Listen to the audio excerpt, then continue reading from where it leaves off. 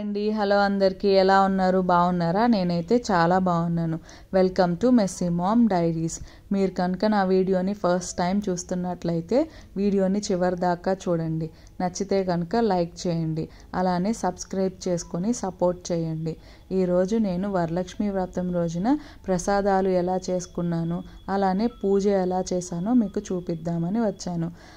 ముందుగా అయితే పొద్దున్నే 5 కల్లా లేచాను. ముందు రోజు వీడియో ఎడిటింగ్ చేసి పడుకునేసరికి లేట్ అయ్యి 4కి లేవలేకపోయాను. 5కి లేచి ఇంకా ఇల్లంతా శుభ్రం చేసుకొని తలస్నానం చేసేసి ముందుగా ప్రసాదం చేయడానికి కావాల్సినవి పెట్టేసి వచ్చాను. ముందు రోజు నానపెట్టుకున్న గుగ్గిల్ని ఉడకడానికి పెట్టాను. అలానే ప్రసాదాలకి కావాల్సిన అన్నాన్ని కూడా ఉడకడానికి పెట్టేసి అవి రెండు ఉడికేలోపుగా ఇలాగా గడపకి పసుపు రాసి బొట్లు పెట్టి ముగ్గేయచ్చు కదా అని వచ్చాను. నేను అలా చేస్తూ ఉంటే మా బాబేమో వాడికి వచ్చిన నెంబర్స్తో అవి ఎన్ని ఉన్నాయని 1 2 3 4 అని కౌంట్ చేస్తూ ఉన్నాడనమాట.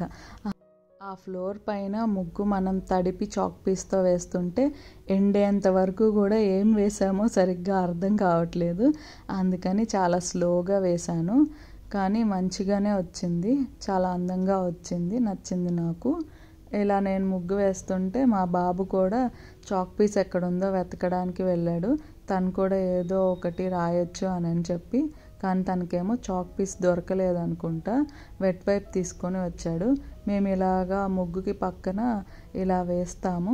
ఓన్లీ ముగ్గు వేసి వదిలేస్తారు కొంతమంది, కానీ మేము ఇలా వేస్తాము. ఇంకా అలా వెట్ వైప్ తీసుకొని వచ్చి తుడపడానికి కుదురుతుందో లేదో చెక్ చేసుకొని ఇంకా తుడపడానికి వచ్చాడు. నేను పసుపు కుంకుమ రాస్తుంటే చూడండి అలా పక్కన తుడిపేస్తున్నాడు. నేనేమో అలా తుడపకూడదు వద్దు అని తీసేస్తూ ఉన్నాను, కానీ అసలు వినడు కదా. సో తన పని తంది. ఇంకా నేను అది అయిపోయిన తర్వాత వచ్చి కాళ్ళకి పసుపు రాసుకుంటున్నాను. ఆ గడప రాసిన పసుపునే యూస్ చేస్తున్నాను. మనం అమ్మవారికి పూజ చేసుకునేటప్పుడు కాళ్ళకి పసుపు, నుదుటిన కుంకుమ, చేతికి గాజులు, తల్లో పూలు ఇవన్నీ ఉంటే సుమంగలిగా బాగుంటుంది అంటారు కదా. అందుకని అవన్నీ పెట్టుకోవడంలో భాగంగా నేను ఇలా కాళ్ళకి పసుపు కూడా రాసేసుకున్నానండి. రాసుకునేటప్పటికి నేను స్టవ్ మీద అన్నం గుగ్గిళ్ళు పెట్టాను కదా. గుగ్గిళ్ళు ఉడికినవి. వాటిని స్ట్రెయిన్ ఇది అయిపోగానే వెళ్ళి స్ట్రెయిన్ చేసేసాను. అలానే రైస్ని నేను 3 కోసం వండాను. 1 పొంగలి, 2 దద్దోజనం, 3 పులిహోర. సో ఇప్పుడు వాటన్నిటిని సపరేట్ చేసి ఆ 3 ప్రిపేర్ చేసుకోవాలి. సో ఇందులో సపరేట్ చేసిన దానిలో బేషన్లో పులిహోరకి ప్రిపేర్ చేస్తున్నాను.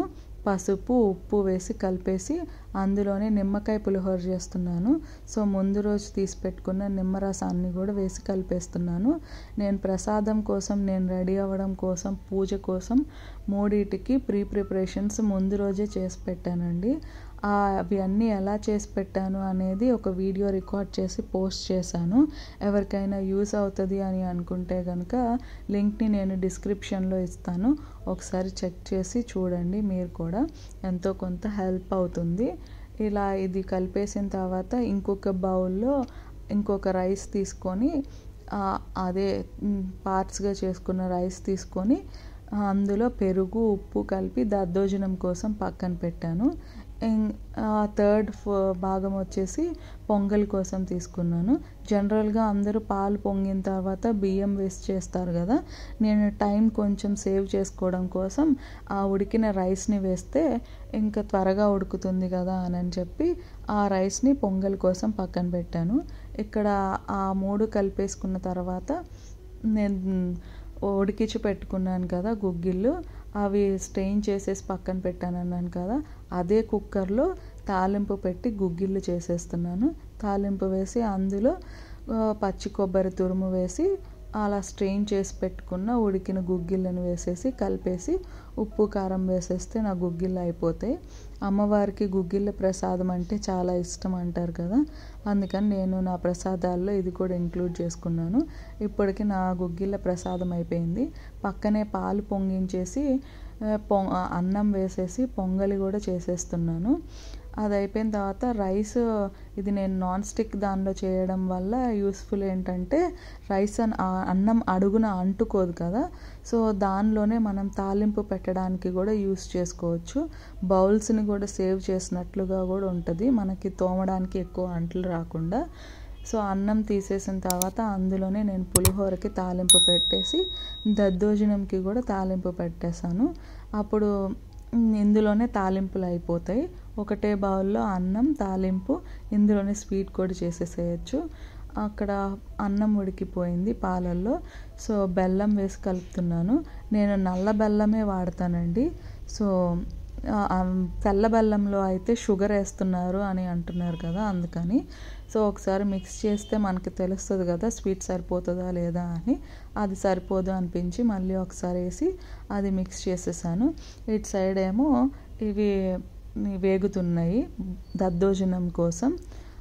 పులిహోరకి దద్దోజనంకి నేను తాలింపు పెట్టేసి కలిపేశాను. అటు సైడ్ పొంగల్ ఉడుకుతుంది, ఇటు సైడ్ తాలింపులు అయిపోయినాయి. దద్దోజనం నేను కొంచెం ఎనుపుతున్నాను, ఎందుకంటే నేను మూడింటికి కలిపి వండేసాను కదా. మెత్తగా వండితే పులిహోరకి అన్నం మెత్తగా అయితే బాగోదు. పొంగలికి కూడా మెత్తగా కావాలి, కానీ సగం ఉడికిన తర్వాత మళ్ళీ పాలల్లో ఉడికిస్తాం కాబట్టి మెత్తగా అయిపోయింది. దద్దోజనంకి కూడా అన్నం మెత్తగా ఉంటే బాగుంటుంది. సో ఆ రెండిటికి సెట్ అవుతుంది, కానీ అన్నం దీనిలోకి సెట్ అవ్వదు కాబట్టి నేను కొంచెం స్మాష్ చేస్తే కొంచెం సాఫ్ట్ అవుతుంది కదా, అందుకని నేను అలాగా మ్యాష్ చేశాను. అప్పుడు అన్నం సాఫ్ట్ అయిపోయింది, తాలింపులో కలిపేయచ్చు. మా మమ్మీ చెప్తూ ఉంటారు, దద్దోజనం కానీ పొంగల్ కానీ అన్నం మెతుకుగా కనిపిస్తే అది సరిగ్గా వచ్చినట్లు కాదు అని చెప్పి. అందుకని పొంగల్ పాలల్లో ఉడికిన తర్వాత అన్నం మెత్తగా అయిపోయింది. ఇందులో మ్యాష్ చేశాను కాబట్టి అన్నం మెత్తగా అయిపోయి దద్దోజనం కూడా బాగా వచ్చింది. ఇందులో తాలింపు పెట్టిన పులిహోర కూడా నేను మిక్స్ చేసేసాను. సో ఇప్పటికీ నా ప్రసాదాలు 4 కంప్లీట్ అయినాయి. ఒకటి పులిహోర, ఇంకొకటి దద్దోజనం, గుగ్గిళ్ళు, ఇంకొకటి పొంగలి. ఇలా అయిపోయిన తర్వాత నేను ఇందులోనే రవ్వ కేసరి కూడా చేద్దాం అనుకున్నా, కానీ ఇప్పటికి తాలింపు పెట్టింది కొంచెం పచ్చిమిర్చి, మిరియాలు అవి ఉండడం వల్ల ఘాటు వస్తుందేమో అని చెప్పి ఒకసారి టిష్యూ పేపర్తో క్లీన్ చేసి ఇలా రవ్వ కేసరిని కూడా ఇందులోనే చేసేసాను. సో దట్ నాకు 2 డిషెస్లోనే 5 ప్రసాదాలు అయిపోయినాయి. ఒకటి పొంగల్ గిన్నె, అది కౌంట్ అయినా, ఇంకా రైస్ కుక్కర్ ఒకటి, ఇలాగా ఈ నాన్ స్టిక్ ప్యాన్ ఒకటి, ఈ రెండు యూస్ చేసి నేను 5 ప్రసాదాలు అయితే చేసేసుకున్నాను. అవన్నీ అయిపోయిన తర్వాత ఇలా నేను 5టికి సపరేట్గా బౌల్స్లో తీసేసి పెట్టుకుంటున్నాను.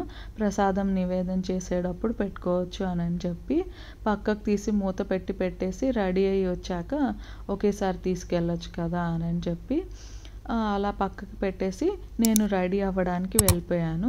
నేను రెడీ అవ్వడం కూడా రికార్డ్ చేశాను, కానీ ఇందులో చూపించలేదు. నేను దాన్ని గెట్ రెడీ విత్ మీ అని చెప్పి ఒక షార్ట్ లాగా పోస్ట్ చేశాను.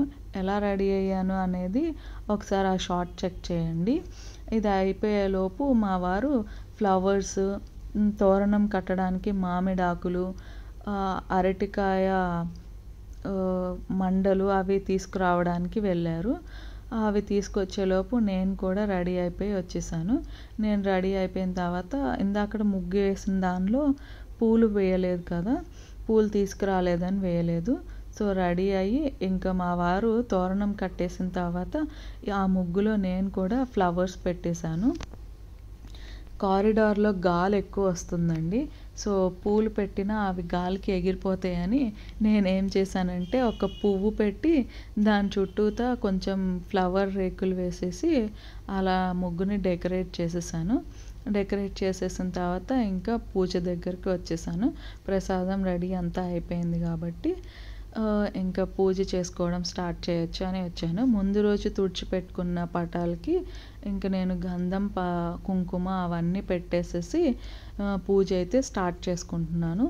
చాలామంది 9 రకాల ప్రసాదాలు అలా చేస్తారు, కానీ నేను మాత్రం 5 రకాలే చేస్తానండి. ఎవ్రీ ఇయర్ చేస్తాను.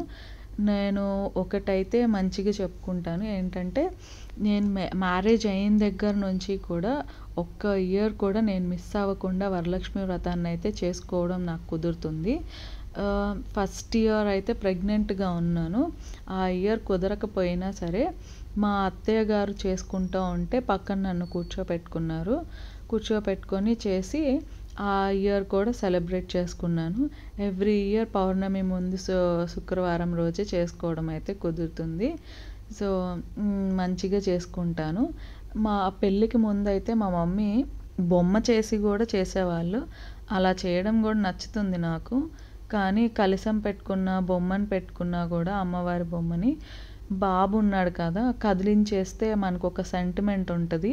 ఏంటంటే కదలకూడదు అని చెప్పి, కదిలితే ఇంకా ఆ రోజు ఇంకా బాగోదు కదా అని చెప్పి నేను ఇలా అయితే చేసేసుకుంటున్నాను. మాకు ఒక ఆచారం ఉంది. వరలక్ష్మి వ్రతానికి బంగారపు లక్ష్మీ రూప్ అయితే చేపించుకొని అమ్మవారికి పెట్టుకొని మేము కట్టుకుంటాము. సో అలా బంగారపు రూపుకి నేను 9 పోగులు వేసి దానికి రూపుకి పెట్టేసి ఆ రూపుని అమ్మవారి పటానికి అయితే అలంకరించేశాను. ఇంకా నేను తీసుకొచ్చిన 5 రకాల పువ్వులు కూడా అమ్మవారికి అలంకరణ చేస్తున్నాను. మనం సపరేట్గా ఏ పూజ చేసుకున్నా పక్కన పీఠం పెట్టి కానీ అలాగా మనం నిత్యం దీపారాధన చేసే అందరి దేవుళ్ళకి మాత్రం దీపారాధన చేయడం అసలు వదిలేయకూడదంట. నేను ఎటు సపరేట్గా చేయట్లేదు కాబట్టి ఇలా అందరికీ చేసినట్లుగా కూడా అయిపోతుందని లక్ష్మీదేవిని మధ్యలో పెట్టి మిగతా ప్రతిమల్ని కూడా అందులోనే పెట్టేసి ఒకేసారి దీపారాధన చేసుకున్నాను. కాబట్టి సపరేట్ నాకు అవసరం లేకుండా అందరికీ ఒకేసారి దీపారాధన కూడా చేసినట్లుగా అవుతుందని. ఇంకా అక్షంతలతో పాటు ఇలానే ఫ్లవర్స్ అన్నీ కూడా వేస్తాం కదా, ఇంకా అలా రేకుల్ని సపరేట్ చేసి పూజ అయితే స్టార్ట్ చేసుకున్నాను. 5 రకాల పూలు, 5 రకాల పండ్లు, 5 రకాల ప్రసాదాలు, ఇంకా అమ్మవారికి చీర, రవిక, గాజులు, పసుపు, కుంకుమ పెట్టుకొని నేను పూజ చేసుకున్నాను. ఇక్కడ కలర్ఫుల్గా ఉంటుందని కలర్స్ ఏరి నేను ఫ్లవర్స్ని అలా చూడడానికి వేయడానికి మనకు కూడా మనసుకి చూస్తుంటే కలర్ఫుల్గా ఉంటే బాగుంటుంది కదా అని ఇలా చేశాను. ఇంకా దీపారాధన చేసి నా పూజనైతే స్టార్ట్ చేశాను. లక్ష్మీదేవికి పూజ చేసేటప్పుడు మనకి ఉన్నంతలో మహాలక్ష్మిలాగా రెడీ అయ్యి చేస్తే అమ్మవారికి కూడా సంతోషంగా ఉంటుందంట. అది నాకు మా మామయ్య గారు చెప్పారు. ఇంకా అప్పటి నుంచి మాత్రం నేను ఏ దేవతకి పూజ చేసినా మామూలుగా రెడీ అయ్యి చేసుకున్నా ఇలా వరలక్ష్మీదేవికి కానీ లక్ష్మీదేవికి కానీ పూజ చేసేటప్పుడు మాత్రం నేను మంచిగా రెడీ అయ్యి మాత్రం అన్నీ పెట్టుకొని అలంకరించుకొని మంచిగా చేసుకుంటాను పూజ. ఇలా పూజ నేను పూజారి లేకపోయినా ఇప్పుడు యూట్యూబ్లో అందరూ పూజారి వాళ్ళు ఎలా చేయాలో మంత్రాలు చదువుతూ ఉండే వీడియోస్ ఉన్నాయి కదా, నేను అలా ఆ వీడియోస్ పెట్టుకొని పూజ చేశానండి. అవి నేను పెడితే కనుక ఏమైనా కాపీరైట్ ఇష్యూస్ వస్తాయేమో అని చెప్పి నేను అలా రికార్డ్ చేయకుండా ఇంకా ఇలాగా చూపిస్తున్నాను మ్యూట్లో పెట్టి. అలా అయిపోయిన తర్వాత ప్రసాదం కూడా నివేదన చేసి కొబ్బరికాయ కొట్టేసి ఆ తర్వాత కథలు కూడా ఉంటుంది కదండి, వరలక్ష్మి వ్రతం చేసుకునేటప్పుడు మనకి పురాణ కథలు ఉంటాయి, అది కూడా వినేసి నేను ఇంకా హారతి అవి ఇచ్చేసి నా పూజని ఎండ్ చేశాను. సాయంత్రం ఏం చేశానంటే మళ్ళీ దీపారాధన చేసి అమ్మవారికి వేసిన రూపు ఉంటుంది కదా అది కట్టుకోవాలి. సో సాయంత్రం కూడా నేను పూజ మళ్ళీ దీపారాధన చేసి అమ్మవారికి వేసిన ఆ రూపుని తీసి నేను మెడలో కట్టుకొని ఆ రోజు నేను ఉపవాసం ఉన్నాను. ఉపవాసాన్ని సాయంత్రం పూజతో ఎండ్ చేసి నేను ఇచ్చిన ఆ అమ్మవారికి నివేదన చేసిన ప్రసాదాలని తీసుకొని ఇంకా నా ఉపవాసాన్ని విరమించేశాను. ఇలా నేను ఈ పూజని చేసుకున్నానండి. మీరు ఎలా చేసుకున్నారు? బాగా చేసుకున్నారా? ఒకవేళ ఎలా చేసుకున్నారో చెప్పాలనుకుంటే కనుక కామెంట్ సెషన్లో తెలియచేయండి. నేనైతే నా పూజని ఇలా చేసుకున్నాను, ఆత్మ ప్రదక్షిణలు చేస్తున్నాను. ఇంకా అంతేనండి. మీకు ఈ వీడియో నచ్చిందనే అనుకుంటున్నాను.